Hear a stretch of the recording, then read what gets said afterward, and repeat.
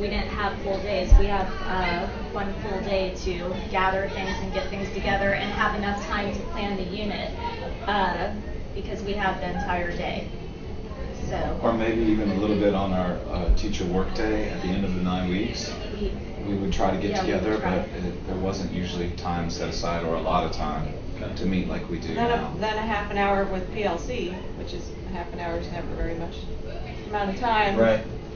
So yeah, we try to you try to get a little bit in during PLC, but it doesn't ever seem like enough. And PLC is all the grade levels together, where there may be stuff that just 6th grade needs to talk about. Yeah. So IPDs are a really good time for us as teachers to collaborate and work on things that is only going to benefit all of our students, and it's something that we didn't used to get a lot of, so it's really been great, I think.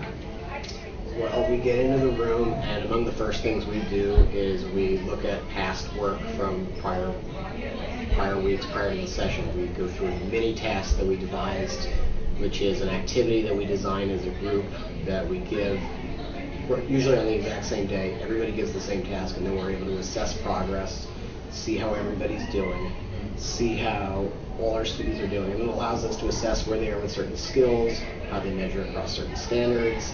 It allows us to look for deficiencies, maybe if there's an issue with citing sources or writing styles, things like that. It allows us to assess these issues and allows us to, for future units, to tailor instruction to address those deficiencies, to give them further ability to achieve mastery. We go through that, we go through the data, we design another one usually for use over the next period of time till the next IPD day. Yeah. We're very big on designing our calendar. Then we come back after a break, and usually we're designing lessons or working on units. The other time we design our unit project. We do all kinds of activities like that. If anything, this day gives us a chance to figure out the standards, because sometimes it can be very overwhelming, because some curriculums have so many standards. Yeah. You have time to sit down and look at them and then kind of go from there.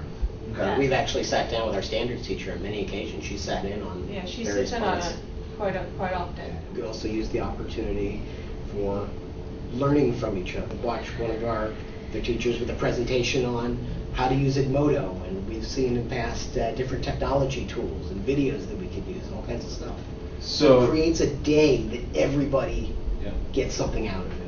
I think it happens every time we meet. Okay. Yeah, we all bring up something that they see it one way, I see it another, and then we come up with something in the middle. I think that happens. Even every time frame too. Like sometimes we think this might take this certain amount of time, and someone else might think it's only going to. So it helps us to plan it for the future, because like I said, this is my first year teaching 6th grade world history, and they've been teaching it for a while. Yeah. So it's great to have their perspective on how long things would take compared to what I think they might take. Yeah. In the reality, this is how much it would take. So, yeah, it's definitely helped us be able to plan a little bit better to unpack the standards together.